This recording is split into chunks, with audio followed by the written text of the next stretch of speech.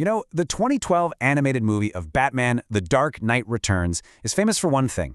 It's considered one of the most faithful comic book adaptations ever. But what if that faithfulness is the very thing that makes it miss the point? Today, we're going to dig into a really tough question. When you adapt a story, is it more important to get the plot right or to capture its soul? So, here's how we're going to break it all down. First, we'll look at why everyone calls this film so faithful. Then, we're going to expose the one massive piece it left on the cutting room floor: Batman's inner voice.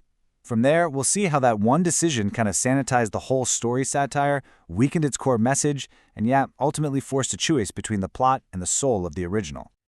All right, so let's jump right in with that common take. It's a faithful adaptation. Now, on the surface, that sounds like the best compliment you could possibly give a movie like this. But what does faithful really mean when you're taking something from a comic panel and putting it on a screen? And that really is the heart of our entire discussion today. Is it really enough to just show what happens in a story? Or does a great adaptation have a deeper job to do, to make us feel what the original author wanted us to feel?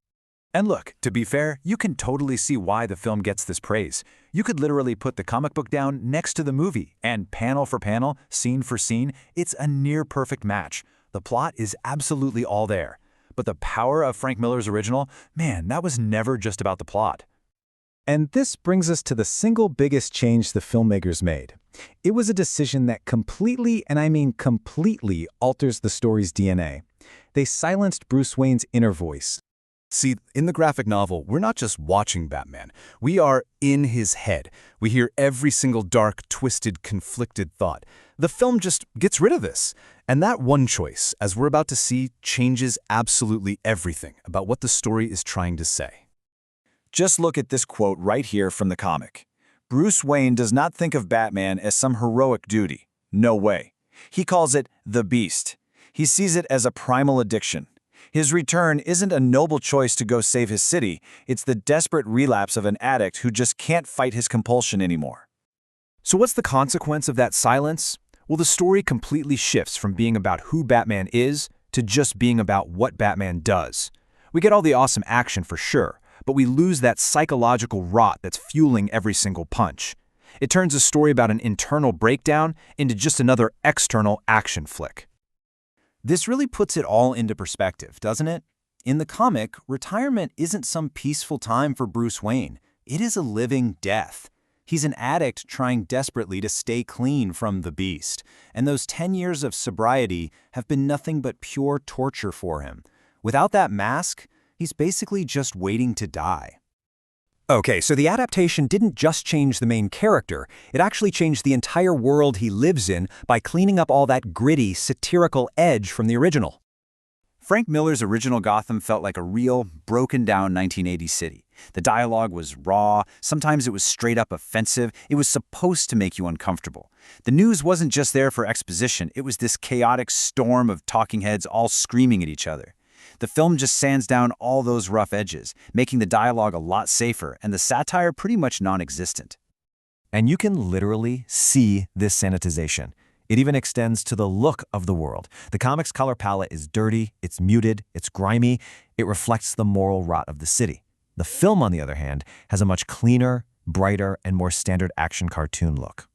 So okay, we've lost the inner monologue, and we've cleaned up the world. So what? Why is that such a big deal?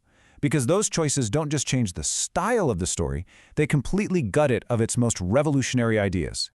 You can really see this across three key areas. First, that idea of Batman as a violent beast, it gets softened.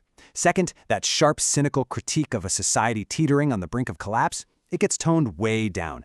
And finally, the tragic story of Harvey Dent loses its power as a commentary on failed rehabilitation. The truly radical argument of the graphic novel is this.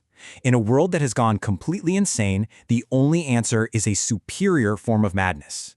That right there is the deconstruction at the story's core. And that madness, it has a name: the Beast. The very same inner voice the film decided to cut. Honestly, here's the absolute best way to think about the difference. The comic? It's like reading a general's private war journal. You get the strategy, yeah, but you also get all the fear, the doubt, the psychological torment. The film? It's the polished documentary that comes out years later. You see all the action, but that raw, messy why behind it all, it's gone. So what does all this add up to? Well, when you put these two versions side by side, it's not really about one being good and the other being bad.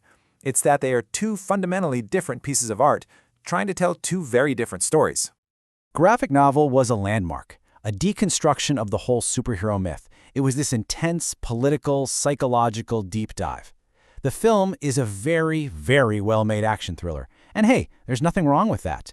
But in the process of translating it, the psychological and emotional weight of the original was, without a doubt, lost. And that's really the ultimate takeaway here. The film perfectly adapts the plot. It absolutely nails the sequence of events, the what happened. But by stripping out that inner voice, the satire, and the grit, it gives up the chance to explore the much more important story of what it all meant. And that leaves us with a question we should probably carry into every adaptation we watch from now on. What does a story truly owe its source material? Is it the letter of the law, the plot, or is it the spirit, the soul?